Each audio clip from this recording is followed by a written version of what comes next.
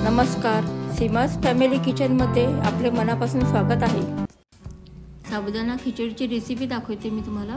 250 ग्राम साबुदाणा आहे। साबुदाणा 2 पाण्याने स्वच्छ धुवून त्यामध्ये एवढं पाणी ठेवून साबुदाणा 4 ते 5 तास आपण भिजून घेतलेला आहे।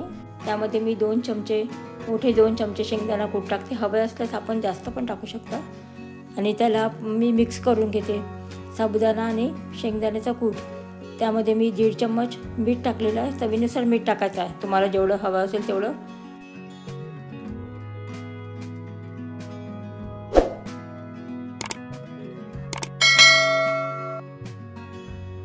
चवीनुसार मी लाल मिरची पावडर टाकत आहे, कमी जास्त करता येते। आणि मिक्स करून घेते। मिक्स होईपर्यंत मी गॅसवर कढईला गरम करण्यासाठी ठेवलं आहे। त्यामध्ये मी कढईमध्ये 3 चमचे मोठे चमचे तेल टाकलं आहे। तेल गरम झालेलं आहे। त्यामध्ये 1 चमचा जिरे टाकले, हिरवी मिरची टाकले 4-5 बारीक केलेले 4-5 हिरवी मिरचीचे काप। आणि त्यामध्ये आता बारीक चिरून ठेवलेले बटाटे आहे ते पण टाकत आहे। अशा प्रकारे बटाटे चिरून घ्यायचे आहे। चिरून स्वच्छ धुवून त्याचे काप करून ते आता मी तेलामध्ये टाकलेले आहे। त्याला मिक्स करत आहे आणि त्याला आपल्याला शिजवून घ्यायचे आहे। थोडे तरी शिजले पाहिजे आपल्याला। त्याच्यावर झाकण ठेवूया आपण आता।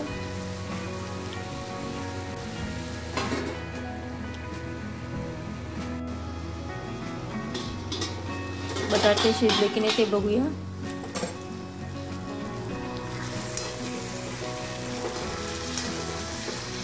थोडंसं हलवून घेऊया शिजलेले बटाटे व्हायचे आपले। त्याला आणखी आपण झाकण ठेवून 2 मिनिटाकरता वाफ घेऊन घेऊ।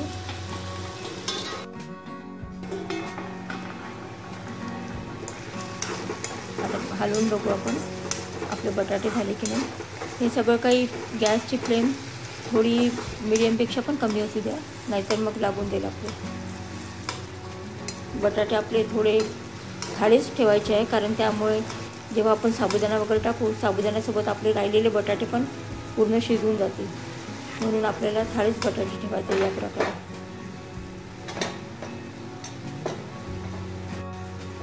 हाताने तुटत नाही पण चमच्याने ते नरम वाटतात आपल्याला। आता आपण हे बटाटे हलवून झालेले आहे। यामध्ये आपण साबुदाणा शेंगदाणे तिखट मीठ मिक्स केलेलं कढईमध्ये टाकलं। त्याला छान परतून घेऊ। गॅसची फ्लेम मोठी केली आहे परतेपर्यंत।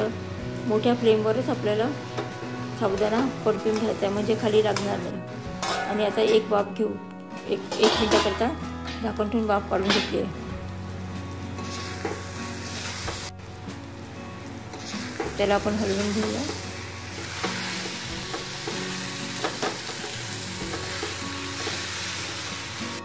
मोठ्या गॅसवरच आपल्याला आणखी जेव्हा हलवतो तेव्हा आपण मोठ्या गॅसवर जर केलं तर थोडंसं त्याच्यामध्ये जर ओलावा राहिला पाण्याचा वगैरे तो निघून जाईल आणि आपली उसळ छान मऊ मोकळी वगैरे छान मस्त नरम उसळ होईल।